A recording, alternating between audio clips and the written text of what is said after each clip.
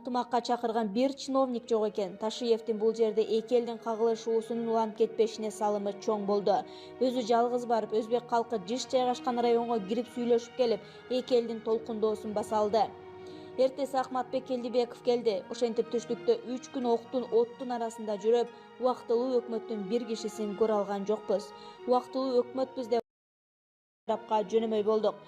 Ал ортодо болжол менен саат 11-де Ахматбек Келдибеков менен телефон аркылуу сүйлөштүк. Ал ошко алай жактан кире бериш жеринде Фуркатта элдин арасында калганын, эл курал сурап турганын, Айзимбек Бекназаров менен Исмаил Исаков элден эптеп суурулуп чыгып, тик учакка олтуруп кетишкенин айтып берди.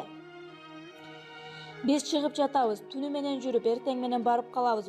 Убактылуу токтотулган. Буга аталган телеканалдар аймактагы улуттар аралык мамилени корчутуп жатат деген жөө себеп болгон. Саат 9 шаар башынын биринчи орун басары Тимур Камчыбеков кырдаал оор бойдон калып жатканын, ок атышы токтой электигин жана айрым жерлерде талап тономой башталганын айткан. 15-10 Ошто каза болгондордун саны 62ге жетти.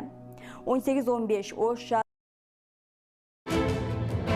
2010-жылдын 10-июнь күнү кечинде Ош шаарында жаңжал чыгып, ал улут аралык арыздашууга айланган. Түнгү саат 10:30 Борбордук көчөгө жайгашкан Алай мейманканасынын жанына 1000ден ашуун өзбек тектүү жарандар негизинен жаштар чогулган. Аларга каршы турган аз сандагы кыргыз жаштары көбөйүп баштаган. Бул окуядан соң убактылуу өкмөт чукул декрет кабыл алып, Ош шаар манежи деген сөз. Оюңуз кандай? Не более 2 сроков подряд эгерде биз киргизе турган болсокчу. Шайлоо системасын иреттеген мыйзамды мен изденүү деп түшүнөм. Себеп дегенде ар кайсы мамлекетте эзелтен бери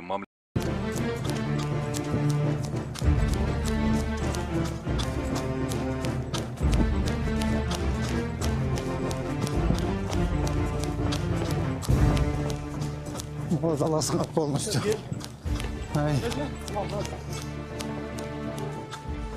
Кана балдар?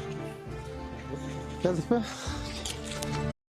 Курманбек Багиев Кыргызстанга кайтарылса, көптөгөн иштин бети ачыларын айтты. Президенттин маалымат саясатынын жетекчиси Дайырбек Орунбеков Facebook баракчасы аркылуу Максим Багиевке таандык болгон компания мамлекетке кайтарылганын билдирди. Ал бул иштин бети Алексей Шишовдун көрсөтмөсү менен ачылганын белгилеп, эгер Курманбек Багиев Кыргызстанга кайтарылса да, дал ушундай иштердин бети ачылмактыгын айтты. Кытайдын бир мыйзамын окуган өкмөттүн мүчөсү бар.